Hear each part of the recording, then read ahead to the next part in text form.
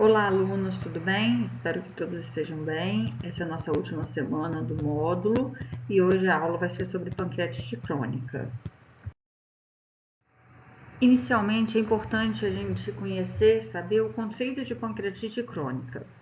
A pancreatite crônica, então, é o resultado da sucessão de vários episódios inflamatórios que têm intensidade variável, que leva à fibrose, isso é muito importante, do parênquima pancreático, causando desarranjos estruturais e funcionais, que se manifestam por dor abdominal crônica, tá? E importante também a insuficiência tanto exócrina quanto endócrina do pâncreas, de grau variado. Então eu sempre faço um paralelo quando eu dou essa aula à cirrose hepática, né? Da mesma forma que o fígado sofre fibrose e isso leva a um desarranjo estrutural e, consequentemente, a perda da função hepática, a pancreatite crônica se comporta da mesma forma, né? Pela fibrose, há um desarranjo das estruturas e, com isso, a gente tem uma perda da função do pâncreas. Lembrando que o pâncreas é um órgão exócrino e endócrino e a gente pode ter perda nas duas funções, né? Histologicamente, a gente tem descrição na pancreatite crônica, né? Igual a na cirrose hepática, de um filtrado inflamatório crônico, fibrose periportal e intralobular também, atrofia acinar, dilatação canalicular, isso é importante, porque nos exames de imagem às vezes a gente consegue ver, rolhas proteicas que estão demonstradas aqui, nessa foto, e também calcificações intraductais, que isso também é muito importante, que a gente consegue identificar nos exames de imagem. Mas, diferente da cirrose hepática, né, do fígado, a gente não costuma fazer biópsia de pâncreas para dar diagnóstico de pancreatite crônica, não, tá? Nós vamos ver um pouco mais à frente que a gente usa métodos de imagem e exames laboratoriais junto com a história clínica, é claro, para a gente conseguir fechar o diagnóstico. Mas a título teórico, né, a gente encontra isso na histologia. Mas biópsia de pâncreas a gente não faz de rotina para investigação de pancreatite crônica, salvo quando a gente tem suspeita de neoplasia, né, um nódulo suspeito ou um cisto suspeito que a gente biopsia. A etiologia da pancreatite crônica, nós temos várias, tá? Mas a mais importante destacar em nosso meio é a pancreatite alcoólica, que a gente vai falar daqui a pouco sobre ela, tá? Além da pancreatite alcoólica, outras etiologias que a gente deve pensar quando o paciente não tem histórico de alcoolismo são as pancreatites hereditárias, tá? Tem as hereditárias também associadas às mutações no CFTR e no SPINK1, que também estão relacionadas à fibrose cística, que, como vocês já devem ter estudado em pneumo, né, fibrose cística causa um comprometimento pulmonar e várias complicações pulmonares, mas também pode causar alterações e complicações pancreáticas, e esse paciente pode se apresentar como pancreatite crônica. Outra causa também que a gente sempre investiga quando não tem histórico de alcoolismo são as pancreatites autoimunes, que às vezes vem associada a outras doenças autoimunes. E uma doença autoimune hoje em dia, em grande estudo, que tem uma associação importante com a pancreatite crônica, é a doença do IgG4, que causa acometimento de vários órgãos, um deles é o pâncreas. Tá? E tem as causas obstrutivas, que estão destacadas aqui, e uma das principais que a gente também sempre investiga é o pâncreas divisum, tá? Que é uma alteração na morfologia do pâncreas por um erro na formação do pâncreas, né? Na fase embrionária ainda, tá? Então isso a gente também sempre deve lembrar.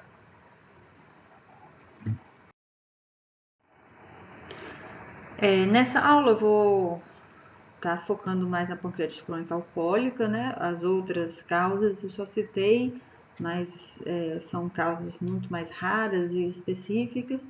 O mais importante e também não muda, na verdade, a investigação e a propedêutica, né? Da, independente da etiologia. Então, sobre a pancreatite crônica alcoólica, é importante a gente, né, saber que, além de ser a forma mais prevalente, como já está descrito aqui, ela comete mais homens, tá? Entre a quarta e quinta década de vida. E só que não são todos os pacientes alcoolistas que vão desenvolver pancreatite crônica, assim como não é todo paciente alcoolista que vai desenvolver cirrose.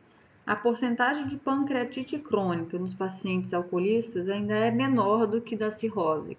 A gente vê uma prevalência muito maior de cirrose hepática do que pancreatite crônica nos alcoolistas.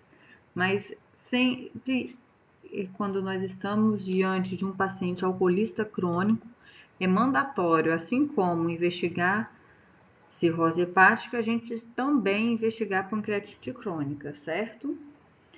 E o que vai depender do paciente desenvolver ou não pancreatite crônica, a gente tem que levar em consideração sempre a quantidade de álcool ingerida por esse paciente ao longo da vida, a genética, né?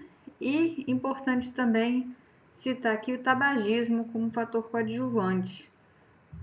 Existe uma relação muito forte entre tabagismo e pancreatite crônica. Não se sabe muito bem ainda a fisiopatologia, mas quase todos os pacientes com pancreatite crônica têm, e alcoolistas, né? Ele tem a história também, a história de tabagismo.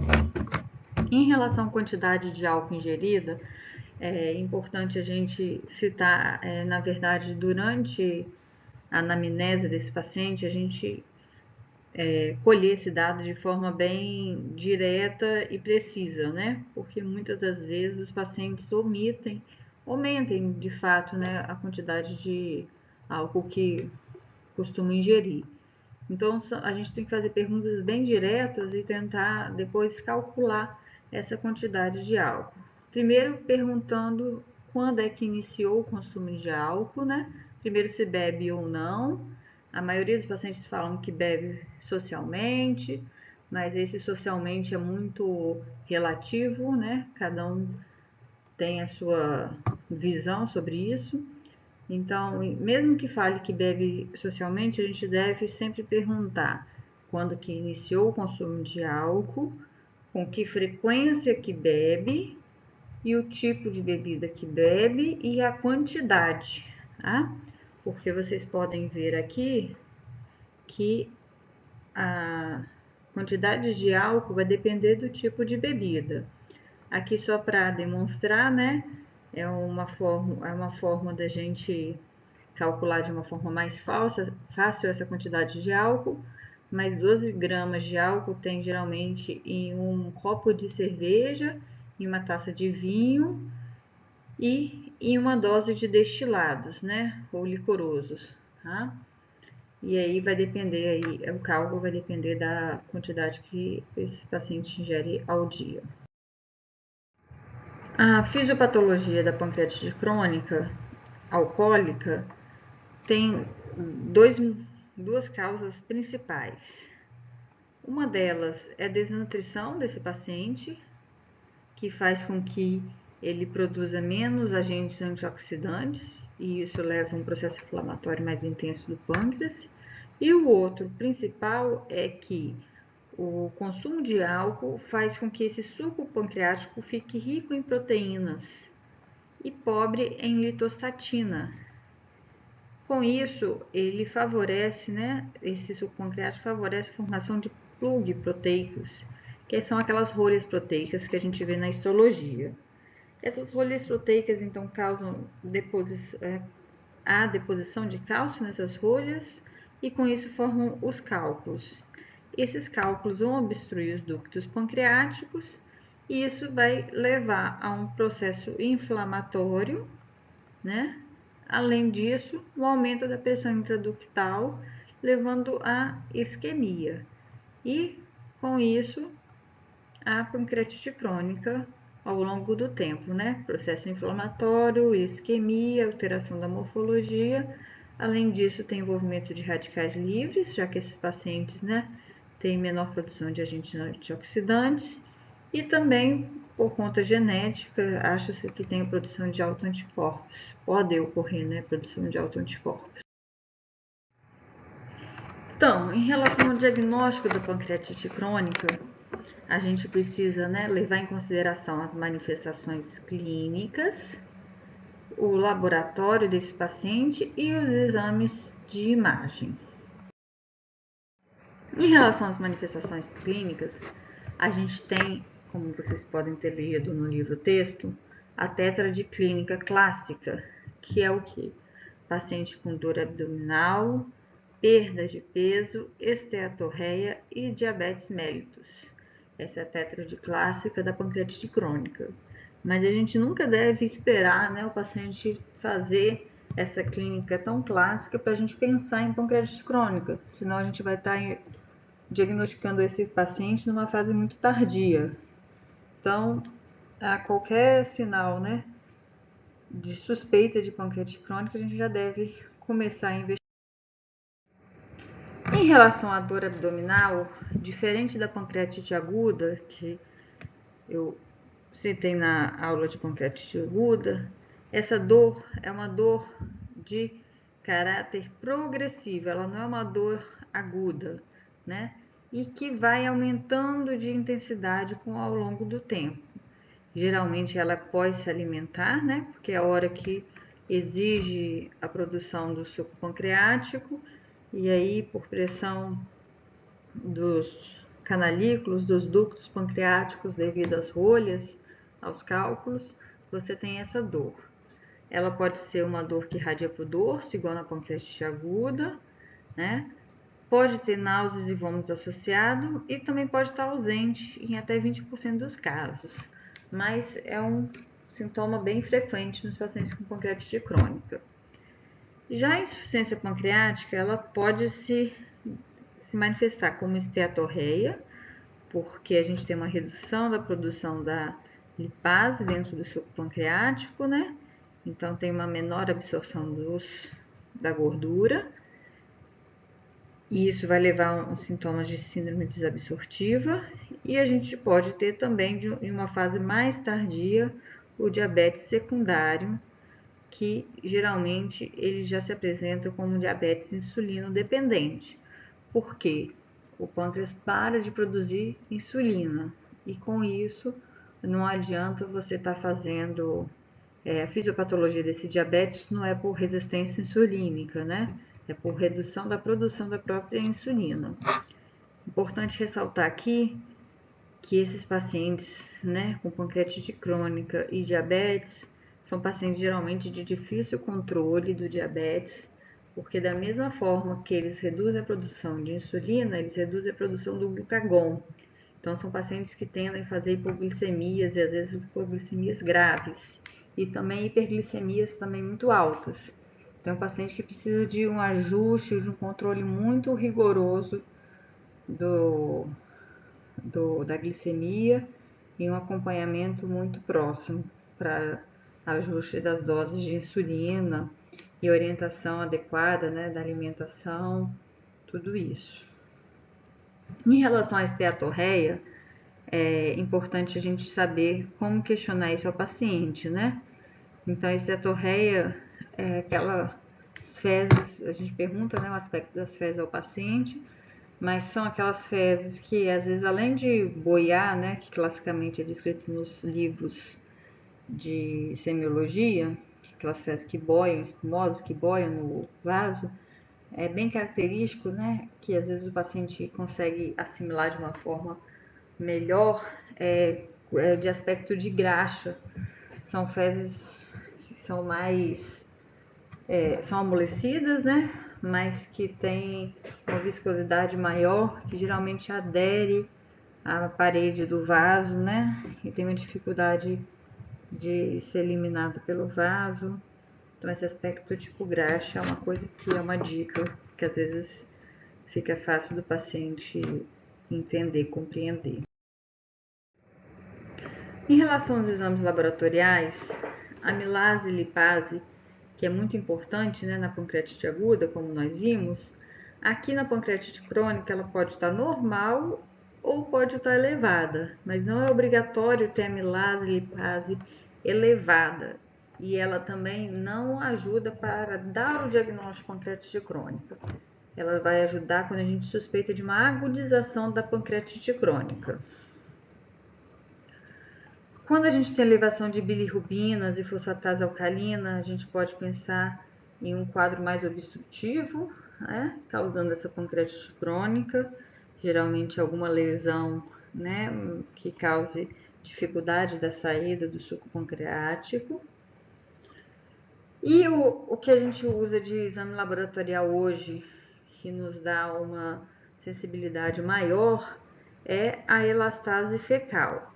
No passado se usava a pesquisa de gordura fecal, que hoje foi substituída pela elastase fecal, que é um exame de fezes que vai medir a quantidade de elastase nessas fezes e indiretamente isso vai indicar se o paciente tem ou não já alguma insuficiência exócrina, né, alguma deficiência da produção dessa elastase. Ela é um exame que não é feito no SUS, na rede pública, só na rede privada, mas que ela ajuda muito no diagnóstico, principalmente nos pacientes que não têm aquele quadro clássico ainda. Eu citei aqui o teste da secretina e da colicistoquinina, que no livro-texto vocês vão ver, né, que tem descrito ele, mas esse não é um exame que a gente faz no dia a dia, na nossa prática clínica. É um exame que é descrito muito na teoria, mas aqui, pelo menos no Brasil, a gente não faz ele de forma rotineira.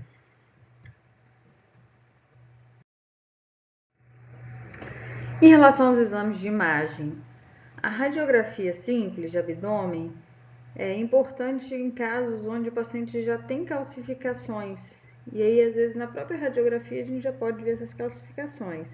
Mas é um exame de baixíssima sensibilidade, né? Às vezes é dado esse diagnóstico por outra causa, chega às vezes no pronto-socorro com uma dor abdominal, faz um raio-x de abdômen para afastar um abdômen agudo e aí vê essas calcificações no pâncreas. O ultrassom também é um outro exame com baixa sensibilidade para avaliar pâncreas, igual a gente já falou na aula de pancreatite aguda, mas ele pode, né, principalmente se o examinador for mais experiente, com o examinador, né, o médico pode conseguir identificar alguma heterogeneidade desse pâncreas e até mesmo as calcificações. O exame mais importante, né, para a gente avaliar o pâncreas é mesmo a tomografia de abdômen, né? Tem uma sensibilidade e especificidade maior. E aí ele avalia tanto a atrofia do pâncreas, que é bem característico da pancreatite crônica, também avalia se tem algum processo inflamatório. Que lembrar que a pancreatite crônica pode agudizar, fazer um processo inflamatório agudo, e aí nesse momento ela vai se comportar como uma pancreatite aguda. E também é importante para investigar tumores, né? Consegue identificar tumores maiores que 1 centímetro. A ressonância nuclear magnética, a gente também chama às vezes de pancreatocolange ressonância, é um método também não invasivo, superior à tomografia, para avaliar e estudar melhor os ductos e o parênquima desse pâncreas, principalmente os ductos, para ver se tem algum estreitamento ou cálculo nesses ductos. E existe também a CPRE, que no passado, antes do advento da ressonância, da pancreatocolange ressonância, se usava muito a CPRE para dar o diagnóstico de pancreatite crônica, mas hoje isso não é mais feito, né? Mesmo porque a própria CPRE pode vir a causar uma pancreatite aguda. Então era um exame invasivo, então hoje ela é usada só como terapêutica, quando você tem alguma estenose de ducto e quer dilatar, ou quer retirar algum cálculo.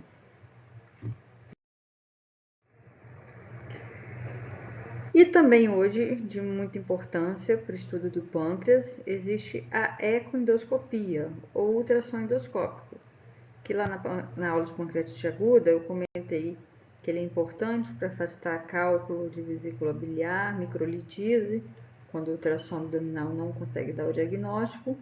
Aqui ele pode ser usado tanto quanto diagnóstico quanto terapêutico, seja para avaliar o pâncreas, o parênquima pancreático de forma mais próxima, né? Porque a ecoendoscopia se trata de um exame onde existe na ponta,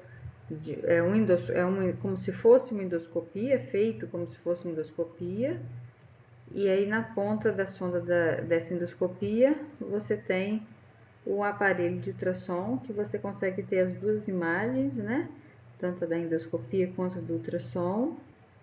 E lá na parede do estômago, como tem uma relação bem próxima ao pâncreas, você consegue ver bem próximo toda a estrutura pancreática e peripancreática. E é importante também, além para diagnóstico, para terapêutico, seja para biópsias guiadas, né? Seja para drenagens de cistos. O único problema é que ele tem um alto custo e depende muito muito examinador, depende muito de pessoas capacitadas para fazer esse exame, né? Não é toda pessoa que tem essa capacitação. No estado aqui, a gente tem a endoscopia no Hospital das Clínicas, e onde é feito os exames de todo o estado, mas não é um exame de fácil acesso. Em relação ao tratamento da pancreatite crônica, a gente, né, deve fazer sempre o tratamento clínico, seja durante as agudizações, e aí o tratamento vai ser igual de uma pancreatite aguda. O mais importante de tudo é tentar identificar a etiologia dessa pancreatite crônica e retirar a causa, né, para minimizar essas recorrências das agudizações. Então, o tratamento do alcoolismo e tabagismo é essencial para o sucesso do tratamento da pancreatite crônica. Que uma vez o paciente tem pancreatite crônica e mantém o consumo de álcool, o risco dele fazer agudizações é muito grande.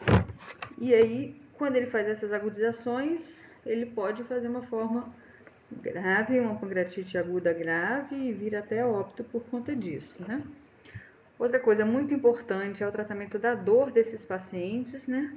Como eu comentei lá, o quadro de dor abdominal é muito relacionado à alimentação. Então, esses pacientes tendem a evitam se alimentar, evitam comer para não ter dor. Então, eles entram num quadro de desnutrição, de catabolismo importante. Então, a gente precisa fazer um tratamento adequado dessa dor para melhorar também o quadro nutricional dele e, de preferência, sempre ter um acompanhamento nutricional. E esses pacientes, desde o início do quadro, mesmo que sejam com sintomas leves, né, uma insuficiência exócrina leve, a gente deve suplementar as enzimas pancreáticas, né? Essas enzimas pancreáticas vão ser importantes tanto para o quadro nutricional do paciente, que com elas eles vão conseguir absorver melhor todos os nutrientes, mas também até para o controle da dor, porque você vai deixar o pâncreas mais em repouso, né? Ele não vai ter que estar produzindo tanta quantidade de suco pancreático, porque já vai ter a enzima lá fazendo o papel do suco pancreático. É importante só a gente citar que isso é uma coisa prática, que não é qualquer enzima pancreática que tenha boa qualidade que sirva para o paciente com pancreatite crônica, certo? Essa enzima deve ser uma enzima que tem que ter um certo grau de tecnologia, que ela não seja inativada pelo ácido clorídrico no estômago, consiga chegar lá na luz do adenal ativa para fazer a atuação dela. Então, no mercado, né, às vezes em farmácias se encontra vários tipos de enzimas pancreáticas, às vezes em dosagem pequena também, que não é adequado para o tratamento da pancreatite crônica. E essa enzima adequada, né, de boa qualidade, com dose adequada, o paciente consegue pegar pelo SUS, via farmácia cidadã, né? Nós preenchemos um laudo, solicitamos, né? Abre o processo lá na farmácia cidadã, assim como para outras medicações de alto custo, e aí sim o paciente começa a usar, né, essa enzima.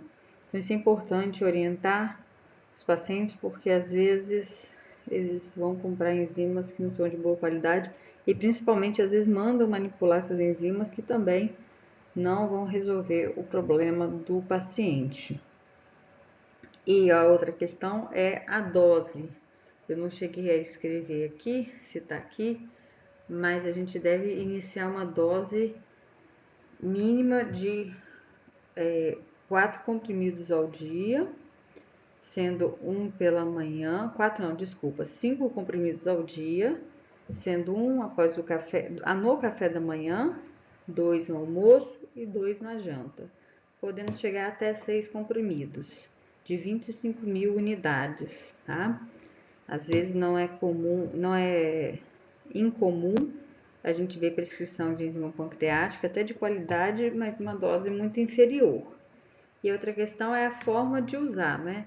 Essa enzima tem que ser usada durante a alimentação, não adianta usar antes nem depois, porque ela tem que agir naquele alimento lá para poder ter absorção e evitar que o pâncreas entre em grande esforço, exaustão, né? Além da enzima pancreática, alguns pacientes, principalmente aqueles que ficam internados, precisam usar triglicerídeos de cadeia média quando tiver desnutrição muito grave e também fazer reposição de vitaminas lipossolúveis, além de complexo B, principalmente nos pacientes alcoolistas. O tratamento do diabetes mellitus, né, tem que ser em conjunto com o endócrino, como eu já comentei, são pacientes de difícil controle, que precisa de um ajuste muito adequado da glicemia e das doses de insulina. E lembrar que esse paciente geralmente já tem que iniciar o uso, quando desenvolve diabetes, de insulina. Não adianta ficar dando metformina ou glibenclamida, glicazida para esses pacientes. Além, lógico, da dieta que esse paciente tem que fazer de restrição de açúcar. O tratamento endoscópico, só para citar aqui, a título de conhecimento, a gente pode lançar mão de esfincterectomia, né, da papila, de váter, dilatações, de estenose do ducto pancreático, extração de cálculo e colocação de stents, mas são procedimentos de altíssimo custo, que exigem material muito caro e específico e mão de obra também muito especializada. Então a gente não consegue, né, fazer de uma forma rotineira para todos os pacientes. E isso a gente indica quando o paciente tem uma dor refratária, essas dilatações, extração de cálculos. O tratamento cirúrgico, quando a gente não tem acesso ao tratamento endoscópico ou quando não tem sucesso ao tratamento endoscópico, é indicada então a cirurgia para derivação, quando existe essas estenoses, né, com os ductos muito dilatados, ou também quando há uma suspeita de câncer, algum nódulo, alguma massa que deve ser retirada na suspeita. Em relação às complicações da pancreatite crônica, como eu já comentei, é muito comum, né, principalmente os pacientes alcoolistas que não param a ingestão de álcool, os períodos de agudização, e isso via se complicar e levar o paciente até a óbito, conforme for a gravidade dessa pancreatite crônica. Nunca esquecer do câncer pancreático, assim como a cirrose hepática, aumenta o risco de carcinoma hepatocelular, a pancreatite crônica aumenta o risco de câncer pancreático. Mas a incidência de câncer pancreático é bem menor do que a de carcinoma hepatocelular. Além disso, a gente pode ter formação de pseudocistos após os quadros de agudização, que podem demorar para reduzirem de tamanho ou até persistirem, né? Isso é importante a gente acompanhar.